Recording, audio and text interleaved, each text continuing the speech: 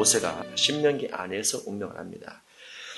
그렇지만은 모세가 회상했던 어떤 그 역사적 흐름 속에는 하나님께서 이스라엘 백성들에게 명확하게 말하고자 했던 의도와 뜻이 다 들어있다, 이렇게 볼 수 있고, 그러한 뜻과 의도가 신약시대에 와서 약간 바뀐 부분도 있지만은 그럼에도 불구하고 전체적 맥락, 하나님을 사랑하는 것, 그리고 이웃을 사랑하는 것, 그리고 가나안 땅을 향해서 가야만 된다는 것, 이와 같은 맥락은 같다, 이렇게 볼 수 있습니다. 우리가 구약을 볼 때 구약 가운데서 구약만 가지고 구약에 적용시켜서 해석을 하면 안 되는 부분이 분명히 있죠. 왜냐하면 구약의 모든 율법은 정죄 율법으로 예수님께서 오시기까지만 존재를 합니다. 예수님께서 오신 이후에는 다 변경되고 바뀌어지고 없어지고 살아가면서 완전케 되어 하나님을 사랑하고 이웃을 사랑하고 내 영혼을 사랑하는 부분으로 다 규결이 돼서 신명기일지라도 마찬가지로 예수님께서 오신 이후에 바뀐 부분도 있다라고 볼 수 있어요. 그래서 구약을 우리가 살펴볼 때는 반드시 신약과 연계시켜서 살펴보게 되는데 신명기를 공부하면서 그와 같은 많은 모습들을 발견하게 될 것이다, 이렇게 볼 수 있습니다. 물론 출애굽기나 레위기, 민수기를 보면서도 구약 율법이기 때문에 신약시대는 이렇게 적용됩니다라는 것을 우리가 볼 수도 있지만 우리가 신명기를 공부하면서 그런 부분들을 더 명확하게 볼 수도 있다라고 볼 수 있습니다. 그래서 구약을 보면서 신약을 보고 신약을 보면서 신약을 찾으면서 구약의 뜻을 명확히 해나가는 작업들을 계속 하려고 그렇게 생각합니다. 성경을 강론해 가는 과정은 읽어나가면서 그대로 반주를 잡고 여과를 잡고 이렇게 해서 살펴보도록 하고, 이제 문단이 나눠지게 되면 문단 나누는 부분도 설명을 하면서 그렇게 가려고 생각하고 있습니다. 우리가 신명기나 성경 어떤 한 권을 택해서 성경을 강론하게 될 때는 보통 신명기 속에 숨어있는 역사와 문화와 그 다음에 그 지역의 어떤 흐름 같은 거, 전통 같은 거, 그 나라와 민족의 어떤 문화 같은 거, 이런 것들을 살펴보는 부분도 있긴 있습니다. 그러나 하나님께서 성령의 감동으로 성경을 기록하실 때는 성경을 기록하시면서 필요 없는 것은 빼고 필요한 것만 딱 넣어뒀다는 전제를 합니다. 하나님께서 감추어둔 것을 일부러 꺼내서 말할 필요가 없다라고 생각을 하고, 구약의 복음은 이스라엘 문화, 이스라엘 역사를 그대로 담고 있습니다. 그런데 신약에는 이스라엘 민족의 역사와 같은 역사가 별로 없죠. 오히려 사도행전처럼 성령께서 어떻게 일하시는가라는 사도행전, 성령 행전에 대한 부분은 지역적인 부분과 그 지역에서 누가 어떻게 사도들이 활동하고 복음을 전했는가라는 부분이 역사적 관점에서 기록된 것은 있습니다. 그러나 성경 전체에서 하나님께서 감추어두려는 의도가 있다고 보고, 하나님께서 말하지 않는 것은 말하지 않고 말한 것만 찾아가지고 봐도 우리가 하나님의 뜻을 명확히 알 수 있기 때문에 없는 것을 일부러 꺼내서 하지 않고 있는 것 가지고만 해도 하나님의 뜻을 알기에는 충분하다, 이렇게 볼 수 있습니다. 그래서 신명기도 그대로 읽어나가면서 보되 신명기에 있는 부분이 출애굽기, 레위기, 민수기에 담겨있는 부분도 있기 때문에 그럴 때 찾아보도록 하고, 또 신명기에 있는 부분이 로마서나 또 갈라디아서, 에베소서, 골로새서, 히브리서에서 이와 같은 부분은 잘못되고, 이와 같은 부분은 변경되고, 이와 같은 부분은 완성되고, 이와 같은 부분은 불완전하기 때문에 완전법으로 변경된 그와 같은 부분들이 있으면 더불어 같이 살펴보면서 완전한 하나님의 율법, 구약과 신약이 하나가 돼서 그런 뜻을 찾아보면 하나님의 마음이 훨씬 더 우리 가운데 들어올 수 있다, 이렇게 보도록 하겠습니다. 신명기 1장 1절입니다. 이는입니다. 신명기라는 제목은 새로운 계명을 기록한 것이다, 그렇게 볼 수 있죠. 물론 이 새 계명이 모세 율법을 중심한 것이지만은 신약시대에 와서는 새 언약으로 변경이 되죠. 이는 신명기는 모세가 요단 저편 숲 맞은편에 아라바 광야 곧 바란과 도벨과 라반과 하세롯과 디사합 사이에서 이스라엘 무리에게 선포한 말씀이니라. 요단 저편에서 했던 말입니다. 호렙산에서 세일산을 지나 가데스 바네아까지 10하루길이었더라. 호렙산은 신의 산이라고 말하기도 하죠. 율법산 이렇게 말하기도 합니다. 3절, 40째 해 11째 달 그 달 첫째 날에 모세가 이스라엘 자손에게 여호와께서 그들을 위하여 자기에게 주신 명령을 다 알렸으나, 그래서 40년, 그러면 첫 해는 어디부터 첫 해냐면 6월절 때부터가 첫 해입니다. 그러니까 출애굽기 12장 애굽에서 빠져나올 때부터가 첫 해고, 여기에 도착했을 때가 40년 11월 1일입니다. 11월 1일 모세가 이스라엘 자손에게 여호와께서 그들을 위하여 자기에게 주신 명령을 다 알렸으나 하나님께서 모세에게 명령을 줬고 그 명령을 모세가 이스라엘 백성들에게 다 알려줬더라. 결국은 하나님께서 주신 명령을 선포했더라라는 거죠.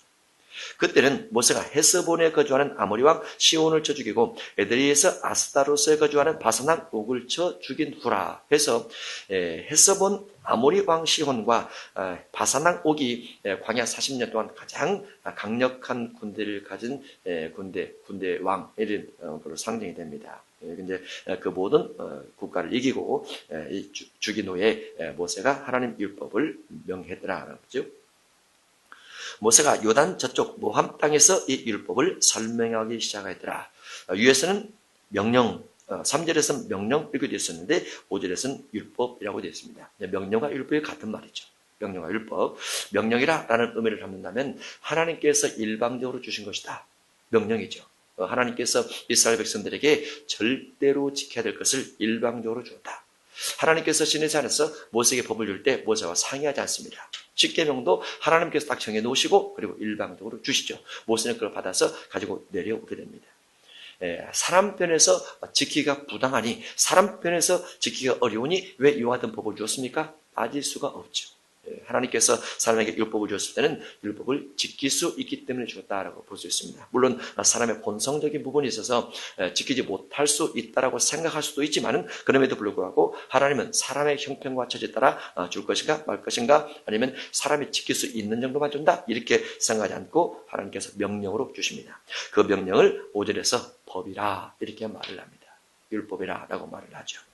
율법을 설명하기 시작하였더라. 이 율법은 출애굽기 19장부터 해서 레위기 26장, 27장까지 민수기 36장까지를 말한다라고 볼 수 있죠. 곧 출애굽기 19장부터요. 출애굽기 19장에 있는 시내산에서부터 바로 앞장에 있는 민수기 36장 끝부분에 있는 데까지를 하나님께서 모세를 통해서 다시금 설명하기를 시작했더라라는 거죠.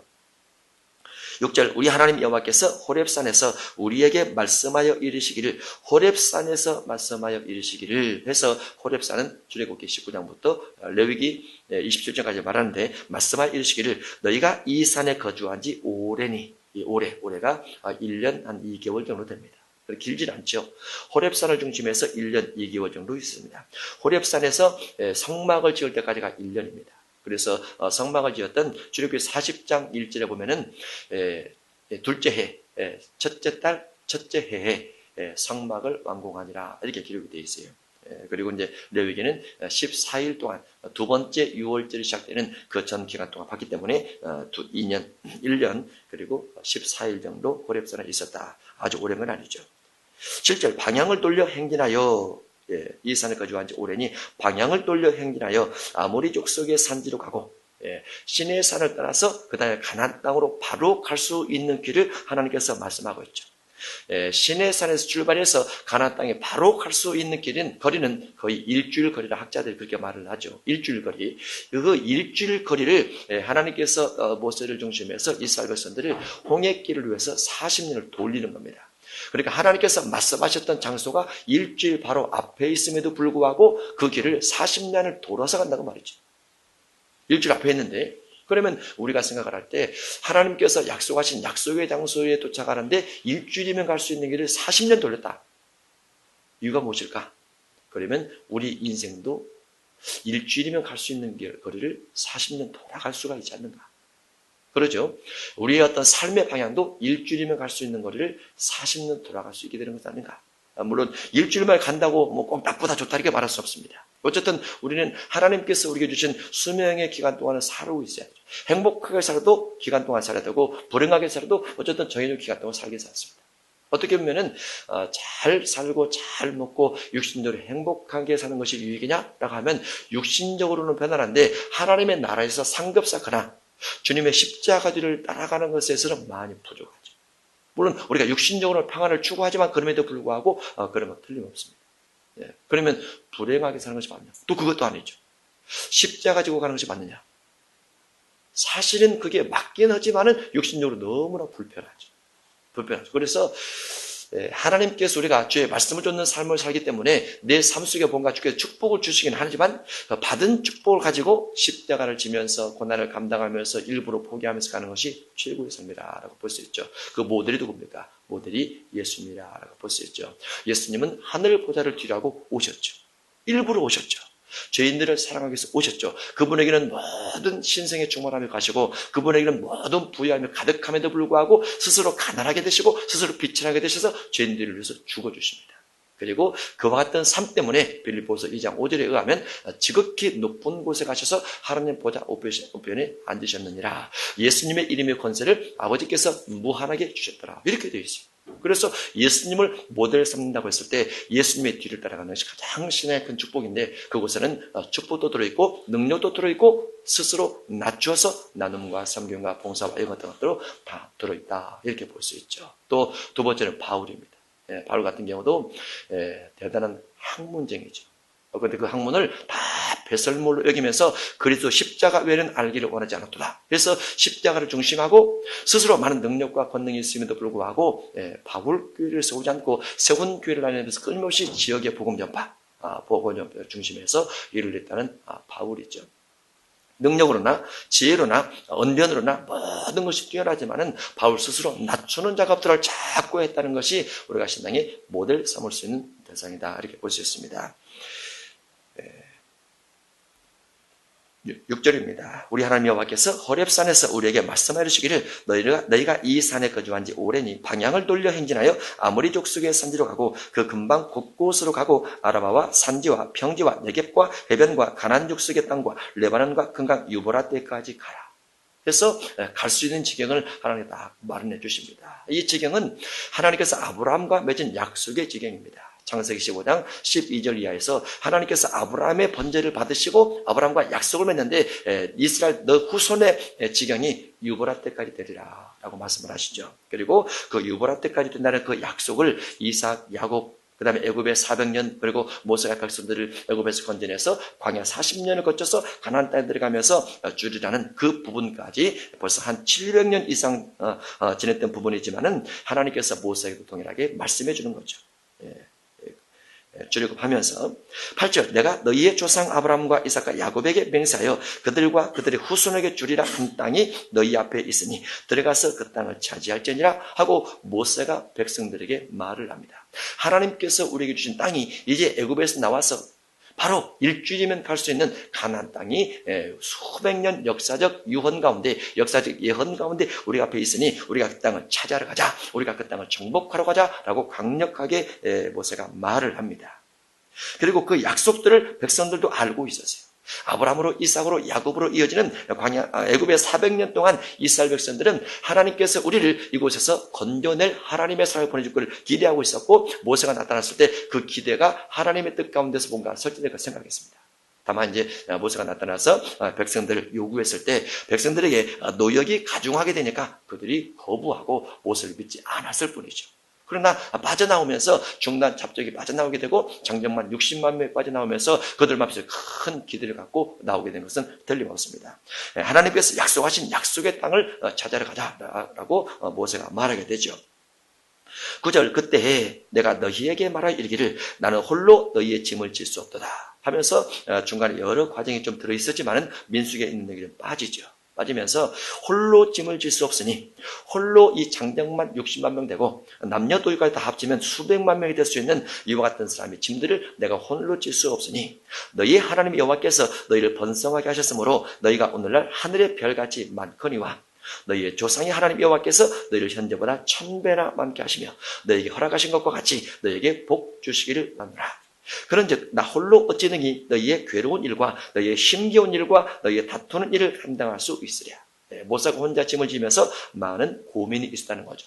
많은 괴로움이 있었다는 거죠. 많은 힘든 일이 있었다는 거죠. 그래서 괴로운 일, 힘겨운 일, 다른 말로 선악을 분별해서 누가 옳고 누가 그런가에 대한 재판을 모세 혼자 하고 있었던 것이 너무나 무거운 짐이 되었었더라. 그래서 혼자 담당할 수 없으니 13절 너희 각 지파에서 지혜와 지식이 있는 인정받는 자들을 택하라. 내가 그들을 세워 너희 수령을 삼으리라 하면서 혼자 담당한 부분을 나누고 싶다라고 말을 합니다.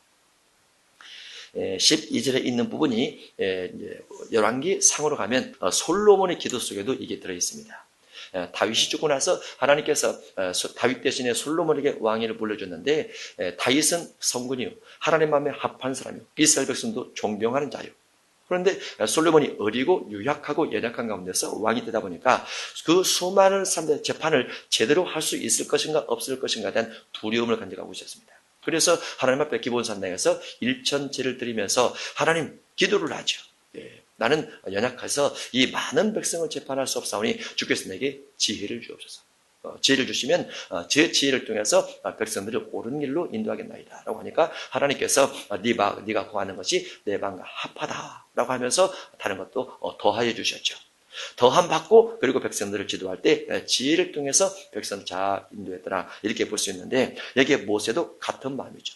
이스라엘 백성들을 어떻게 살아가는 재판을 하고 그들을 선한 길로, 의의 길로, 진리의 길로 인도할 것인가에 대한 마음의 여러 가지 갈등 가운데 하나님께서 무언가 지혜가 있는 사람 또는 지식이 있는 사람 또는 인정받는 사람을 세워서 나와 같이 이와 같은 역할을 감당했으면 좋겠다라고 말을 하게 됩니다. 14절, 너희가 내게 대답하여 이르기를 당신의 말씀대로 하는 것이 좋다 하기에 내가 너희 지파의 수령으로 지혜가 있고 인정받는 자들을 취하여 너희의 수령을 삼되 곧 각 지파를 따라 전부장과 백부장과 50부장과 10부장과 조장을 삼고 해서 출애굽기 18장 부분이 기록되어 있습니다. 출애굽기 18장 부분. 다만 이 천부장, 백부장, 50부장, 10부장, 조장은 어떠한 사람 중심으로 삼느냐, 하나님의 법에 대해서 관심을 갖고 하나님께서 주신 지혜와 지식과 사람들 속에 인정받는 사람 중심으로 해서 삼게 됩니다. 16절, 내가 그때 너희 재판장들에게 명하기를 너희가 너희의 형제 중에서 송사를 들을 때에, 송사, 재판을 위해서 뽑혀진 사람이기 때문에 송사를 들을 때에 쌍방간에 공정히 판결할 것이며, 이게 이제 전부장, 백부장, 50부장, 10부장, 조장이 해야 될 아주 중요한 사역입니다. 분별치 못하면 할 수 없는 거죠. 분별치 못하는 것. 성도가 목회자에게 선과에 대해서 요구를 했을 때, 분별해달라고 요구를 했을 때 성경을 알지 못하면 선악 분별 잘 안 됩니다. 분별의 응이란 성경을 통해서 분별하는 것이지 성령을 통해서 그 사람을 완벽하게 분별할 수 있다, 장담할 수 없습니다. 왜냐하면 성령이 사람을 통해서 일할 때는 그 사람이 가지고 있는 지식, 경험, 지혜, 또 쓴뿌리, 이런 걸 가지고 일할 수 있는 부분이 충분히 있기 때문에 하나님 말씀에 대한 선악 분별을 정확할 때, 그때 성도를 바른 길로 인도할 수 있다, 이렇게 볼 수 있죠. 그래서 천부장, 50부장, 백부장, 10부장 신약을 하면 오늘날 목회자, 장로, 권사, 집사, 이와 같은 자가 뭔가 주님의 일을 하면서 하나님의 성전을 봉사하고 성도들 섬길 때 분별력이 아주 중요하다고 볼 수 있습니다. 물론 그와 같은 교회 안에 직분을 갖지 않는 사람들도 세상 삶에 대한 분별력을 요구할 때가 아주 많습니다. 무엇을 선택할 것인가, 어디로 갈 것인가, 얼마나 할 것인가, 이와 같은 것에 대한 분별력이 꼭 필요한데, 그때도 지식과 지혜 가운데서 성령의 도우심 받고 말씀을 살피면서 주님의 뜻이 무엇인가 기도할 때 그런 분별을 할 수 있다라고 볼 수 있습니다. 16절, 내가 그때 너희 재판장들에게 명하여 이르기를 너희가 너희 형제 중에서 송사를 들을 때 쌍방간에 공정히 판결할 것이며 그들 중에 있는 타국인에게도 그리할 것이라. 재판을 반드시 공정성이 필요하다. 공정해야 된다. 공정. 고린도전서 6장에 보면 송사가 나옵니다. 고소 고발건이 나옵니다. 그런데 고린도 교회가 왜 고소 고발건이 있느냐? 그들의 교회 상황이 어땠냐면 고린도전서 1장 4절 5절 이하에 보면은 그들이 은사가 충만하고 지식과 지혜가 충만하고 언변이 뛰어나고 모든 신앙적으로 사람들에게 칭찬을 들을 만한 것들이 아주 많이 있었어요. 심지어는 예수님의 재림까지 삼을 정도로 완벽한 신앙을 가지고 있었습니다. 그런데 그들 속에 많은 분란이 있었어요. 성령의 은사와 능력이 있음에도 불구하고 분란이 가능한가? 가능합니다. 성령의 은사와 능력이 많고 지식과 언변이 뛰어남에도 불구하고 재판을 세상 사람에게 할 수밖에 없을 만큼 그와 같은 분쟁을 할 수 있는가? 할 수 있습니다. 얼마든지 할 수 있죠. 은사와 선악 분별은 틀려요. 그래서 본문에도 그렇게 되어 있고 고린도전서 6장에도 동일하게 그렇게 되어 있죠. 사도행전 6장에도 보면은 베드로가 120명을 중심해서 성령 받게 하고 그 성령이 받은 이후로 복음이 전파돼서 3,000명, 5,000명, 8,000명이라는 엄청난 성도를 가지고 있을 때 그들 가운데 구제를 합니다. 구제를 하죠. 구제를 하는데 구제에 빠진 사람들이 원망을 해요. 원망을 하자. 베드로가 일어나서 선교하고 구제하는 것은 구제 집사를 세워서 하고 우리는 기도하는 것과 말씀 전하는 것을 전무하리라 합니다. 초대교회는 8,000명이 모이는 그 가운데서 성령 충만함과 능력 충만함, 은사 충만함, 또 질병을 치료하고 귀신을 내쫓는 일들이 아주 비일비재하게 많은 강력하게 일어났던 교회였어요. 그런데 선교와 구제에 대해서 누군가 일꾼을 세워서 감당하지 못하고 사도들이 다 감당하면서 구제에 빠진 자들이 원망하게 된 것이죠. 그래서 그와 같은 데도 역시 분별이 필요하다라고 볼 수 있는 것이죠. 어떤 때나 교회나 교회 밖에나 사람의 살아가는 인생 가운데서 반드시 분별, 선이 보시고 악이 보시고 무엇을 선택하고 무엇을 선택하지 않을 것에 대한 어떤 결정적인 부분이 늘 따르게 되는데 그때 말씀과 성령의 인도받는 기도가 꼭 필요하다라고 볼 수 있습니다. 17절 재판은 하나님께 속한 것인즉 너희는 재판할 때 외모를 보지 말고 규천을 차별 없이 듣고 사람의 낯을 두려워하지 말 것이며 스스로 결단하기 어려운 일이 있거든 내게로 돌리라. 내게로 모세에게 돌리라고 말이죠. 그래서 조장이 판단이 어려우면 10부장에게, 10부장 판단이 어려우면 100부장에게, 100부장 판단이 어려우면 1000부장에게, 1000부장 판단이 어려우면 모세에게 돌려서 모세는 누구에게 돌립니까? 모세는 기도하죠. 하나님 앞에 기도하죠. 기도해서 하나님 이와 같은 상황을 어떻게 선악간에 분별할까를 기도하고 하나님의 응답받아서 그들 해결해 줍니다. 그런 역할을 감당하는 것이 제사장들의 에봇 속에 있는 우림과 둠빔이죠. 우림과 둠빔을 통해서 무엇이 선이고 무엇이 악인지 제비뽑기처럼 그를 꺼냅니다. 그래서 재판의 결과를 백성에 말하게 되고 하나님의 뜻이 이러하다라고 공포하게 되는데 모세 같은 경우는 직분자들을 세워서 이와 같은 일들을 감당했다라고 볼 수 있습니다. 18절 내가 너희의 행할 모든 일을 그때 너희에게 다 명령하였느니라 해서 출애굽기 19장부터 민수기 36장까지 또는 레위기 27장까지를 하나님 앞에 받아서 다 명령해 주었다라는 거죠. 그런데 19절 이하에 모세의 실수가 하나 나옵니다. 우리 하나님 여호와께서 우리에게 명령하신 대로 우리가 호렙산을 떠나 너희가 보았던 그 크고 두려운 광야를 지나 아모리 족속의 산지길로 가데스 바네아에 이른 때에 내가 너희에게 이르기를 우리 하나님 여호와께서 우리에게 주신 아모리 족속의 산지에 너희가 이르렀나니 너희 하나님 여호와께서 이 땅을 너희 앞에 두셨은즉 곧 가나안 땅을 말합니다. 두셨은즉 너희 조상의 하나님 여호와께서 너희에게 이르신 대로 올라가서 차지하라. 두려워하지 말라. 주저하지 말라 한즉 가나안 땅이 바로 앞에 있고 그것을 점령해서 우리가 얻자라는 거죠. 너희가 다 내 앞으로 나와 말하기를 다 내 앞으로 나와 말하기를 곧 12지파 족장들입니다. 우리가 사람을 우리보다 먼저 보내어 우리를 위하여 그 땅을 정탐하고 어느 길로 올라가야 할 것과 어느 성읍으로 들어가야 할 것을 우리에게 알리게 하자 하기에 내가 그 말을 좋게 여겨 여기에 모세 실수가 하나 들어있습니다. 실수가 하나님께서 아브라함에게 이삭에게 야곱에게 애굽에서 400년 동안 끊임없이 그들 마음속에 내재된 기대는 무엇이냐면 가나안 땅에 들어가는 것이었죠.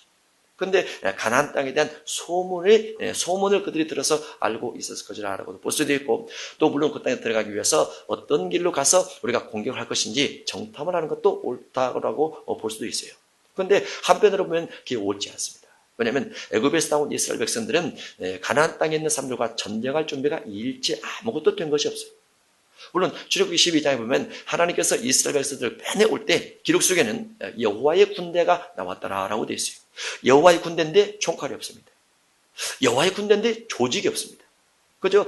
출애굽기 18장에서 전부장, 백부장, 50부장, 10부장 그 조직을 하고 민수기 11장, 민수기 13장에서 정탐 사건이 나오게 되는데 그 기간이 무려 1년도 안 됩니다. 1년도. 그래서 군대적 조직도 없고 그저 천부장, 백부장, 10부장 이 부분도 선악간의 재판을 하기 위해서 조직을 한 것이지 군대 조직을 위해서 만든 건 아니란 말이죠. 그러면 가나안 땅에 이미 여부수 족속을 비롯해서 여러 7족속 또는 몇 가지 족속들이 그 땅에 살면서 여러 무기를 가지고 이스라엘 백성들이 오면 그들을 대적하고자 준비를 하고 있을 때 무기가 되어 있지 않고 군대 조직도 안 돼 있는 이스라엘 12족장들이 우리가 가서 어느 쪽으로 들어가서 공격할 것인가를 알아보자. 이것은 사실은 하나님을 시험하는 것과 같다라고 볼 수 있어요. 하나님을 시험하는 것 같다. 그런데 모세가 그 말을 어떻게 생각합니까? 23절에 내가 그 말을 좋게 여겨 라고 되어 있어요. 좋게 여겨. 물론 모세도 기도하는 사람이죠. 응답받는 사람이죠. 그런데 모세도 실수할 수가 있단 말이에요. 실수한다. 좋게 여겨 너희 중 각 지파에서 한 사람씩 12를 택하며 그들이 돌이켜 산지에 올라 에색을 골짜기에 이르러 그곳을 정탐하고. 그래서 정탐까지는 좋습니다. 25절 그 땅에 열매를 손에 가지고 우리에게로 돌아와서 우리에게 말하여 이르되 우리의 하나님 여호와께서 우리에게 주신 땅이 좋더라 하였느니라. 그러나 여기 문제죠. 분명히 하나님께서 약속하신 땅이 좋아요. 광야보다도 훨씬 더 좋습니다. 광야는 끊임없이 42곳을 이전을 하게 되죠.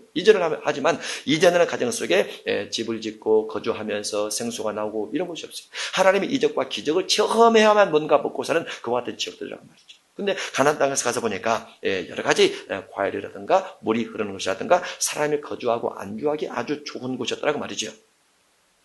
그러나 너희가 올라가기를 원하지 않냐고 너희 하나님 여호와의 명령을 거역하여 장막 중에서 원망하여 이르기를. 하나님께서 약속하신 것은 지역입니다. 그 지역에 살고 있는 사람 때문에 그것을 주겠다 못 주겠다 이렇게 말한 적은 없죠. 그 지역을 주겠다라고 말씀하셨는데 여호와께서 우리를 미워하심으로 아모리 족속의 손에 넘겨 멸하시려고 우리를 애굽 땅에서 인도하셨도다. 그래서 정탐을 갔던 사람들의 눈에는 하나님께서 약속하신 약속보다는 현실적으로 사람들의 강함, 그 지역 사람들의 능력이 있음, 그 지역 사람들의 아주 강력한 군대적 무형을 보고 그와 같은 모습을 보고 마음속에 낙심이 먼저 찾아오게 됩니다. 그래서 결국은 하나님을 원망하면서 나중에는 모세까지 원망하게 되죠. 원망하면서 하나님께서 우리를 이곳까지 인도하는 것은 결국은 그 땅에 우리를 넣어서 우리를 싹 죽여버리기 위함이다 라고 원망을 하게 됩니다.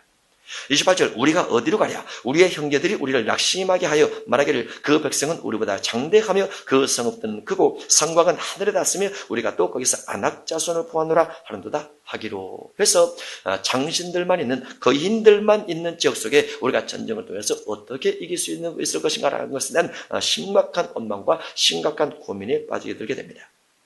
29절 내가 너에게 말하기를 그들을 무수하지 말라 두려워하지 말라 라고 아무리 말해도 그들이 듣지 않습니다. 그런데 이스라엘 백성들의 원망과 이스라엘 백성들이 아낙 자손을 두려워하는 것은 현실적으로 맞는 것 같지만은 사실은 맞지 않습니다. 왜 맞지 않습니까? 이미 그들은 애굽에서 하나님께서 일으키신 10가지 기적들을 체험한 자죠. 그 기적은 사람의 손으로 만나지 않고 하나님 앞에 기도와 간구를 통해서 하나님의 역사 가운데 애굽이라는 강력한 군대, 애굽이라는 강력한 조직력을 가진 엄청난 국가를 하나님께서 모세의 기도를 통해서 다 무너뜨리고 그들의 신들을 다 파괴하면서 건져내신 하나님이. 그런데 백성들의 마음속에는 하나님을 바라보는 생각보다 하나님께서 기적을 일으키는 생각보다도 현실적으로 아낙 자손을 바라보는 것은 인간적 두려움, 사람적 어떤 생각에 대한 부딪히는 벽 이와 같은 것을 훨씬 더 많이 생각했단 말이죠. 믿음이란 무엇입니까? 믿음이라는 것은 내가 처해져 있는 환경을 바라볼 수밖에 없는 여건임에도 불구하고 그 환경을 만들어주시고 환경을 지배하신 누구를 더 바라봐야 한다고요? 주님을 더 바라보는 것을 믿음이라 그럽니다. 주님을 더 바라보는 것. 물론 현실과 너무나 동떨어진 것처럼 생각될지라도 우리가 주님을 생각해서 주님께서 내 삶의 모든 부분을 회복시켜 주시고 변화시켜 주시고 변경시켜 주시고 축복해 주시고 능력 주신다는 것을 믿는 믿음이 주님께서 우리에게 요구하는 믿음이고 그 믿음을 가지고 있을 때 하나님께서 우리를 바라보시고 기뻐하신다라고 되어 있어요. 그래서 하나님께 나가는 사람은 하나님께서 계신 것과 그가 자기를 찾는 자들에게 상 준다는 것을 믿느냐. 늘 우리에게 그걸 말씀하시죠. 늘 예수님이 베드로가 무리를 걸어올 때 왜 의심했느냐?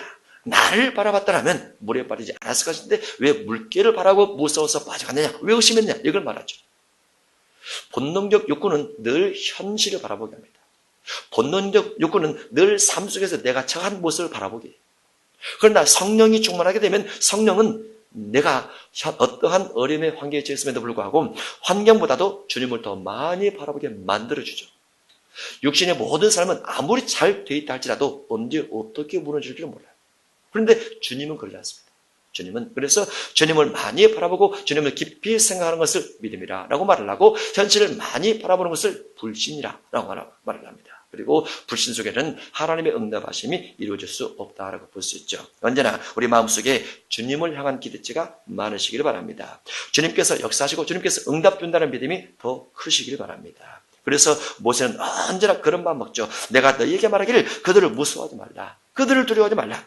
너희보다 먼저 가시는 너희 하나님 여호와께서 애굽에서 너희를 위해서 너희 목전에서 모든 일을 행하신 것 같이 이제도 너희를 위해서 싸울 것이다.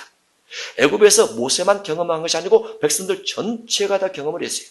그러면 전체가 다 경험을 할 때 백성들은 무슨 생각을 했습니까? 하나님께서 우리 편이 되시니 우리가 어떠한 곳, 어떠한 상대, 어떠한 사람 만날지라도 두려움 없이 기도하면 되겠구나 라는 믿음을 가져야 되는데, 이스라엘 백성들 마음속에는 하나님께서 일으키신 기적 속에 기적이라는 현실만 본 겁니다.